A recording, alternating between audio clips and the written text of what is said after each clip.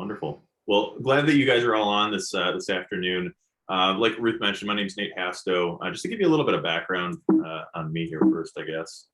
If I can get on the right page here. Bear with me 1 second. There we go. A little bit of background on me. So currently I work as a financial advisor here in Rochester and have for several years now. But kind of getting into the employment world, that's not how I started self-employed. So coming out of college, I ended up getting a marketing degree from a local school here, SUNY Brockport. And post-graduation, I did a various different roles, but the first one that I got right out of college was working for a company called Quest Diagnostics. Frankly, that was probably the area that I got most of my experience negotiating salaries and raises and things of that nature. I did that for them for about 2.5 years. From there, I went on and started doing some work in logistics sales for FedEx. But all in all, it was about a 4-year period post graduation that I did those types of roles. And post that I guess mini chapter, 4 years is not really that long of a period of time, but post that chapter moved into self-employment, and which is what I do today. Really just focused on an area of finance. I guess I would say that I found a lot, or most advisors that I had worked with, I actually used to service the financial services sector, were very sales oriented and not so much education oriented for their clients. So it just became intriguing to me. I dove into that world, and it got me hooked. And I loved that moment when you're working with someone, you can explain a concept that they've had questions about, or didn't know that they had questions about, but you can see the lights turn on and all the lines connect. So that's one of the things that keeps me doing it today, and focusing on helping people save more money, get out of debt faster, get on track to their financial game plans, and ultimately be successful in that. Diving into the question at hand, right? I think negotiating a salary can be kind of a scary topic. If I backtrack just slightly here, in my first role post college, it was certainly an entry level sales role. And when I started, I actually started as an intern there, which I was told may turn into a full-time role. They don't like to give you any real guarantees, obviously, in that type of a situation. But about 6 months into it, it really it got to the point where I'm trying to figure out, is this going to be a full-time role, or should I be looking elsewhere? So reaching out to my direct manager, I kind of posed that question to her. I said, look, I've really enjoyed what I've done so far. I think I've progressed. I just need to know if you guys are serious about continuing to invest in me. If you are, great. I'd love to keep going. I would like some kind of a full-time role here, if we're going to move forward. If not, that's not a big deal. I'll start looking, and you guys can look for someone to fill my shoes, I guess. Well, needless to say, I had done well at that point, and they decided to offer me a full-time role. The number that they came back with, I had done some research on just similar style roles in the industry in kind of the Northeast, but not in the big cities. And, really knew that was kind of a lower number. And, they thought, I assumed that they could probably offer that to me just based on the fact that it was, the first adult job, I guess we could say. And so I literally just asked them, is this the best offer that we can get, or is this something that there's negotiation room on in it for? And I guess the piece that I had on my side, I guess at this point, was the fact that they weren't hiring a new person. They were getting someone who they already knew what the track record looked like. They knew what the work ethic was like, and they'd seen results from already, even on an internship basis. So we were able to negotiate that, and that was kind of the first, I guess we'd call it, aha moment throughout that, where I realized that they were actually giving raises later on based on percentages, and negotiating that higher salary in the beginning really did compound on itself. So it was something I spent time working with other coworkers on who were in similar situations in my 3 years there, and Many of them were successful with it as well. Obviously, it does matter on a case-by-case basis of do you actually perform well in your role, but it is good to be able to ask that question. So the thing that I wanted to cover here is, when is the right time to start that conversation? And this is certainly not an exhaustive list, but these are the things that came to mind as I was reflecting on what had happened already. There's obviously outliers to all of these, but I would say if you're in a new role and you haven't completed a full year's worth of service there, that may be a little bit harder. Again, my situation was maybe a little bit out of the ordinary, with it being an internship with a full-time position, not quite promised, but alluded to, which is why I ended up asking for that sooner. But I like the idea of getting a 1 year worth of experience under your belt, especially if it's a new industry or a new field. If it's something that you have a lot of experience in, I certainly think you may be able to ask for this sooner. But a full year is a good rule of thumb. It really comes down to, I think, your track record, though. And that's what I noticed as I worked with other coworkers on requesting those raises or increases or promotions, was the ones who had performed well certainly had a lot more leverage in the situation. So it's not wrong to ask, I think, but ultimately, if you haven't performed well, you may not see a lot of success there. So really asking yourself, what has my track record been like? Being able to kind of look at what your original job description was when you were brought on board. And I think oftentimes I'll compare this to something we see in financial advising all the time, but have you guys ever heard of the term lifestyle creep? If you haven't, I'll give you a very brief synopsis of that. Lifestyle creep is effectively, as you get larger salaries, as you get raises and promotions, you continue to expand what your monthly expenditures are based on what you're bringing in as income, versus allowing yourself to have excess. I think you can find a similar phenomena in the job world itself, the career world, where you start out as one job description, and slowly they realize that you're a valuable piece of the team and you're very capable. And then they start handing you a ton of other responsibilities that in reality are not part of your role. Now, I'm not an advocate of people saying, no, I don't want to take on anything extra. The minimal is what I'm trying to accomplish. If that's what you're looking for, you probably won't have a lot of leverage to ask for increases, for being very blunt there. But as those start to add up, I think you just need to start to make sure you keep track of those things. Don't let it go by, and just don't be oblivious to that. As you start to increase the things that you're proficient at to great at, you start to really stack up the leverage on your side. You become more invaluable to the business. When you find yourself looking for a new challenge, so if you've been in the same position for a while now, a while could mean different things to different people. That might mean a year, that might mean 5 years. It just depends on the person. But if you find yourself feeling like it's just monotonous, Groundhog's Day type feeling, every single day you do the same stuff, and other people might find it challenging, but you're just so good at it that you barely need to think about it, and you're not that type of person, you want to be challenged, you want to have problems to solve, that could be a good time as well, asking for more responsibility.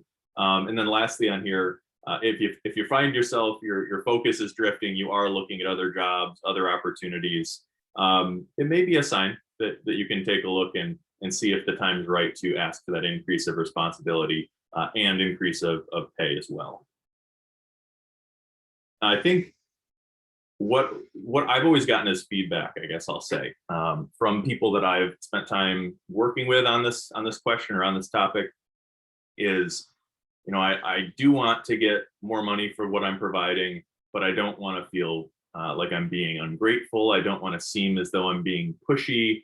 I really like this organization. I don't want to ruin that. I think personally that it's a wrong way to think about asking for a pay increase. So I think we need to do a little bit of reframing on this. The first piece, I think you should always be informed before you go just asking for something off the cuff. So how can you go about getting informed? I have on here, do your research first. I think that should be a given. But when you look into the role that you're filling, you need to get a general idea, what is the average compensation for someone in your type of role?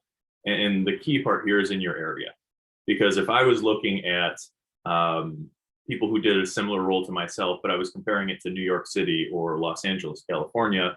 I think it's fair to say that those people need to be compensated more because of the cost of living being significantly higher in both of those places, even if they were equal or not quite as good or proficient as what I was providing. So that's the first thing to consider. Make sure that you're using relevant cities and areas to give yourself a benchmark.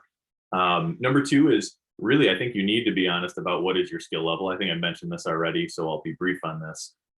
If you're struggling to complete the basic tasks that the role entails, you may not be in a position to really be asking for an increase. In fact, that might be just overwhelming. It may completely ruin the opportunity that you do have there. But if you're proficient and you're above average in those different categories and continuing to learn and grow, I think it could be something that you consider. And then lastly, make sure that as you're comparing one opportunity to another, you're considering the benefits that maybe your current role has, if there are bonus opportunities, things of that nature. Because it's not just about hourly or salary compensation. There's also a lot of other perks that come along with a role that you do need to make sure you include in the mix. Next thing here we have is, I think keeping a log of your accomplishments, almost like a business journal, is not a bad idea. Oftentimes when you talk to someone who's been in a role forever, and I'm very guilty of this as well. So if you're in the same boat, I'm not jabbing at you. We just are so busy every single day that oftentimes we don't really realize what we've actually accomplished. So you don't have to do this daily, but I would say on a weekly basis, maybe it's Friday afternoon, maybe it's Friday early evening, just taking a brief moment, 10, maybe 15 minutes maximum, to go back through your week, kind of write down the things that you've accomplished. Don't fixate only on the for the purposes of this. Don't fixate on the stuff that still needs to be done. Fixate on the things that were accomplished, the lessons that were learned, the hurdles that were overcome.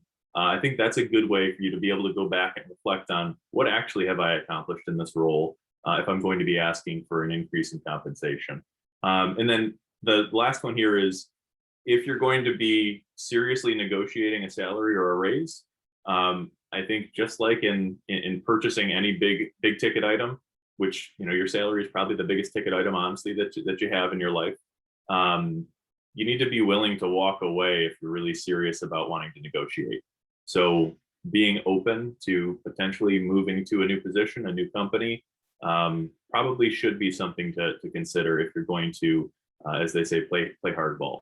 So all of that's considering. What might starting this conversation sound like?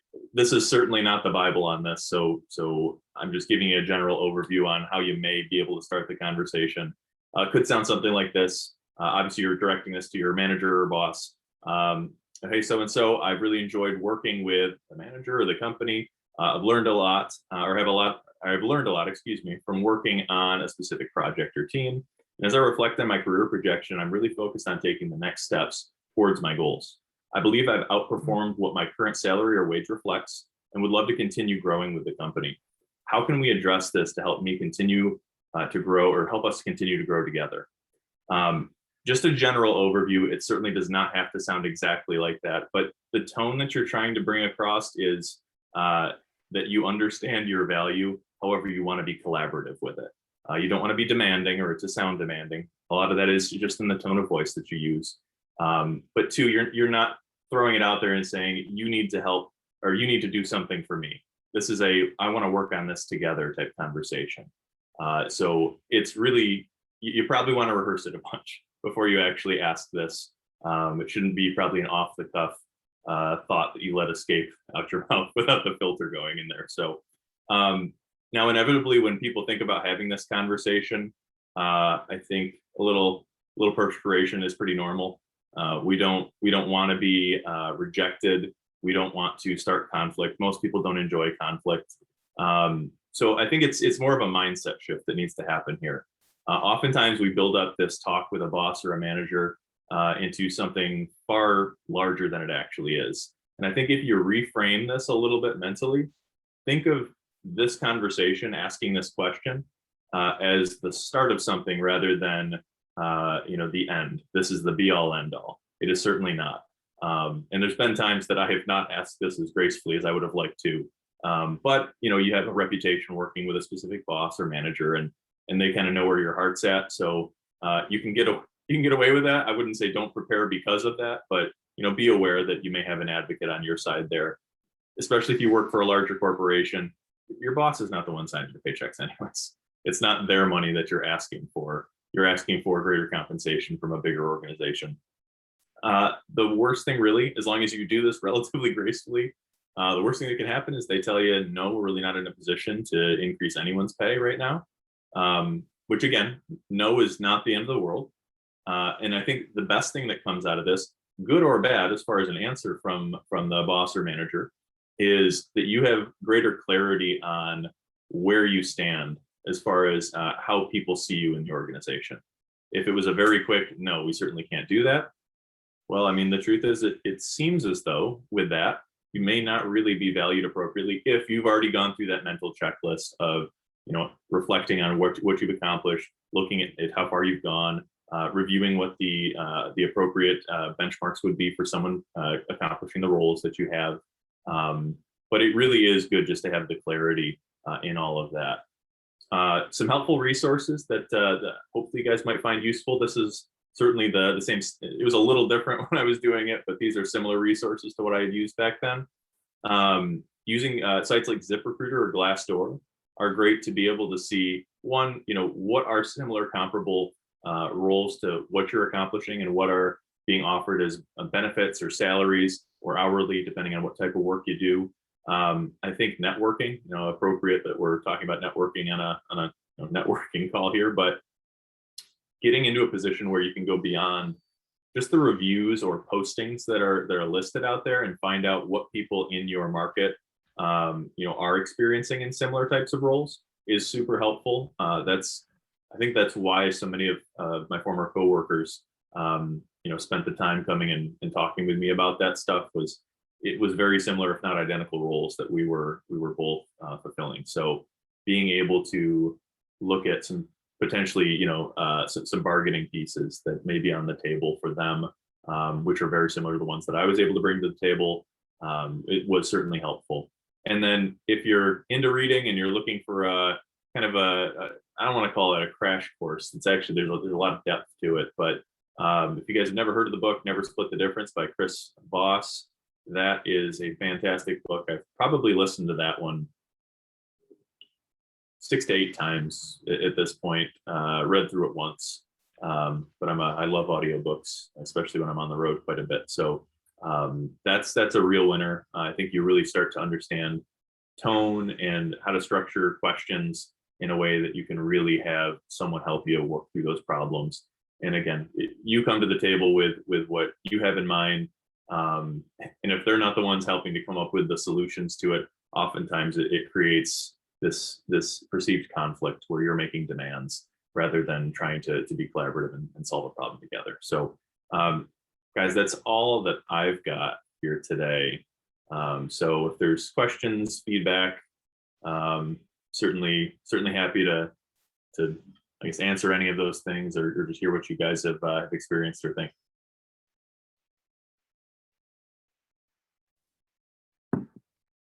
Thanks for the information and so forth. I wrote down a couple of questions as you were talking. Yeah, I'll do my best. The first one was, what is the best tool for researching roles and salaries in the area? And I think you put that on the ZipRecruiter or Glassdoor. Are they fairly accurate in different areas of the country? Yeah, they seem to be. Again, like those resources were slightly different when I was doing this several years ago. However, I've actually recently, in preparation for this, talked with a handful of people who were in the process of either looking for raises or increases or looking at new jobs. And those were some of the resources that they plugged for me as well. So they do seem to be a pretty good gauge. The downside on there, I don't believe there's a really good tool on those sites. I could be totally wrong because I haven't spent hours and hours on there at this point, but you just want to make sure that you're actually comparing similar cities. So here in Rochester, this is small to mid-sized city. So knowing that other roles you might be seeing in like a like a Chicago or New York City, those are obvious, those are big cities, but something more like a Columbus or a Cincinnati or or those types of cities are a little closer to the markets that we have here to be able to compare those and use as benchmarks. I was a director down in Washington, D.C. Now I'm looking for that position up here, and I know it won't get anywhere near the salary in Washington. So No, well, she'll be able to live. I'm fighting with that a little bit. Yep. The last thing in negotiation, I think one of the points you made was like, get ready. Are you willing to walk away or something? Yeah. Should you have another opportunity in hand before you do that negotiation, say I'm qualified to this and this, if you really want to stay with the company, but you already got a competing thing we're already signed in or already in your hand? I think there's two different ways to approach that. I guess it really depends what your intentions are and how you feel, if or not you feel valued in your current organization. So if you don't feel as though it's probably going to go anywhere, it may be the right move to just move on to a different organization and find a good culture fit. But I wouldn't necessarily say, and in my instance, I did not have another role lined up. However, I think it's needless to say, it's not that you're putting in a resignation if they don't give you the salary increase that you asked for. I think it just is a message to you that allows you to know, hey, look, maybe I do need to be a little bit more serious on this new job search that I've kind of passively started at this point. But it's not a starting from scratch at that point either. It's I've already done some preliminary work here. What do I need to do to kind of flesh out this stuff that really would be a good fit? Do I want to continue to do the same types of work that I'm doing right now? Should I try and branch off into a more of a niche section of what I'm experienced in? So yeah, I wouldn't say that you necessarily need to have another job lined up and an offer signed to say, hey, here it is, beat it, or I'm gone. I think that might not be as collaborative as you may want to at least work on as a first attempt. I think that, often you do have a gut feeling about whether you should say something in a certain way or not. And I think sometimes you just need to listen. Mm-hmm. If you think, this might not sound so good, think about it for a minute. Maybe ask somebody you trust for some feedback. Yeah, I think the mentorship and the networking really can help in that type of situation as well, because you have people who are in similar types of roles, or even maybe people you've networked with that are kind of at that manager level, but in a different organization. Those would be great people to ask that type of feedback from. Letting them know, hey, look, this is where I'm at. If someone in your organization approached you like this and made a request in this manner, what would you do? I think it's a good way to kind of get a little snapshot, a preview of how that conversation might go down. Okay. Thanks. Appreciate it. Yeah, my pleasure. Thanks for the questions. Does anyone else have an insight they'd like to share?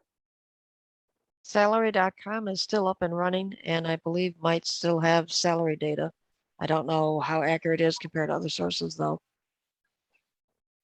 Yeah, I'm not familiar actually, so that's a good tip to check out. I bring that up to my CEOs all the time. They tell me, oh, it's the prices are too high there. However, one of the CEOs is renegotiating his own salary with the board, used the charts, and got the increase. So, I mean, it has a lot of data, and the charts are great when you can lay it out in front of somebody. Just realize it's total compensation as opposed to, salary. Right. And so many times people don't think about the total compensation package that they're getting. You really need to compare, if you're getting $1 more per hour or something like that, or whatever it is, from another company, but their benefits are not as good, or there's bonuses that you're going to be losing out on, or there's, other things that add into your compensation package, you could be worse off. And Nate, I was glad to hear you also mention about culture. I had an employee who got a better job offer from a competitor, wished him luck, said goodbye. He went there, and it wasn't too long before he called me up and said, yeah, I don't really like it here. Can I come back? Culture is huge. And, and as a manager, I, told him, yeah, you can come back once. Yes. You get to make the mistake once, Yep. okay? So, but anyways, And I imagine, John, just out of curiosity, the way that he left, I'm sure it sounds like you showed him some grace regardless, but it wasn't that's what I'm looking for here, contentious way that he left. He just kind of let you know, hey, look, I found a better offer, I'm pursuing it. right. And that's fine. It wasn't a, hey, I got this offer and, he didn't come and ask me to meet or beat that or anything like that. And those types of situations, I don't think go very well. Yeah. Yeah. If you're using it as leverage, and the employer really, it does not sit well with them. Yep. Because, and if they do that, word gets around pretty quick. Mhm. I have a Vistage member who mentioned a couple of months ago that a key employee did that, where they had another offer and he had upped the offer to keep them. Yeah. And word got around, and all of a sudden, multiple people started coming in. In this job market, it's so tight, you can get other offers other places. Yeah. Yeah. It's not hard to do. But what this guy had to start doing was saying, okay, take it, it's yours, Yeah. Sorry, bye. Yeah. And that's not what they were expecting. They were hoping to use it as a bargaining tool. Yep. Yeah, I think, and that's really hopefully that's what came through, Ken, when you had asked earlier, do I need to have another offer in hand? Is I think as long as it's a company where the culture is good and you do want to stay, I would always err on the side of try and be collaborative on finding a resolution to the problem that's going on before playing hardball. And really, I mean, you play those types of games, it's hard on both sides. So don't expect probably a lot of grace on the rebound if that's what ends up needing to happen there. So Yeah, because it's you always have to ask yourself, why am I asking? Mhm. Yep. What's the end goal here? Is it, like you said, is there an issue that something I'm not happy with here that maybe we could talk about? Mhm. Because I don't really want to leave. Or is it actually really about money? Right. Right. Because I think the last thing that I'll mention here, and then I'll turn it back over for questions or feedback too. But John, you mentioned really taking a look at the total compensation, and I feel like I'd be doing a disservice if I didn't mention. I've worked with clients who had great benefits, great matches from a 401k or similar style plan at previous jobs, and they did get a raise to go elsewhere. And I know the bigger dollars and cents sounds great on paper, but when you're missing 50% or 60% of what they were matching you before, you realize how much you actually have to start saving yourself to get back to that level. So it's not that it's always a bad idea to leave some place that has great benefits for some place that they're just okay, but that probably is a conversation on the dollars and cents side that you should have with whoever you're working with on the financial side to at least know what the impact of those decisions are going to look like financially for you. Yeah, that's good. It also just occurred to me that this might be a great topic for a future presentation. How do you evaluate your benefits package? How do you look at all of that stuff together? Mhm. What does it actually mean Yeah. as we move forward? Because Yeah. that's not something we learn Mhm. out of the gate unless we're in the industry, in the Yeah. financial industry. Yeah. And you're right, Ruth. Maybe that is a good topic for a future conversation, because that is something working with clients. Anytime they get a new job, that's one of the first things that I want to do is make sure that, and again, it's no knock on HR. They've got a million things to do. Oh yeah. Oh yeah. Employee coming in, but walking through the benefits package and figuring out how does it compare to the other one. If you can get a look at that before, even that's fantastic. But if you can't, once it is a new employee type situation, we want to go through, we want to read that, we want to dial it in to the best of our ability, and make minor adjustments as needed. So just working with a client yesterday, actually, with a new job. So it's a normal thing that anytime there's benefits updates, I want to review those with our clients to make sure that they're really getting the most that the company is able to provide for them. That's true. I don't think people do enough of that. No, most don't. It's kind of overlooked, unfortunately. How do you separate the total compensation versus what they're posting out on, Indeed or whatever, and the various job boards? I mean, they say salary, this to this or whatever. And they list some of the packages and so forth, but you don't really, you have to be like on the short list to get hired before you start talking about that compensation. Because I don't really know what the other behind the scene compensation was before that I had the previous one, unless they spell it out. And it's usually done at review time. I usually get a sheet saying, this is what we were spending on your position. This is how much your salary is. So I'm a little bit lost sometimes with a higher level position. How do you judge that compensation package versus their advertised salary? Yeah, it's a good question. And this might be, I don't know, John, I don't want to put you on the spot here, but you seem to have a pretty good understanding of the salary.com. For the best of my knowledge, you kind of have to take it as a conservative estimate. You might want to go a little on the lower side there versus asking for the world on that stuff. But again, it depends on, do you want to stay with the organization, I suppose, or not. But really getting onto, maybe it is something you should be doing a little bit of interviewing elsewhere, just to kind of get a feel for, is there something out there that I'd be more passionate about? Is there a culture that would be a better fit for my personality? And you know what? The grass isn't always greener either. Sometimes when you do some interviews, you get a real feel of, no, you know what? It's actually not so bad where I'm at right now. You get a new lease on life there, to realize that, all right, I might not be getting paid as much as theoretically I could, but the benefits, again, talk with your financial person about this as far as your advice is concerned. But I think part of the job aspect is, yes, you do want to be challenged, you do want to grow, but you also want to know that whatever you're doing is going to help you get where you're trying to go financially too. So, those known benefits versus some theoretical ones that you don't have all the details on are always a factor as well, when you're considering, do I stay or do I go? I have seen a wide range of benefit costs for employers, but also how much they cover for their employees. So there's lots of different types of plans. So some employers are in like a captive plan, which helps them to keep their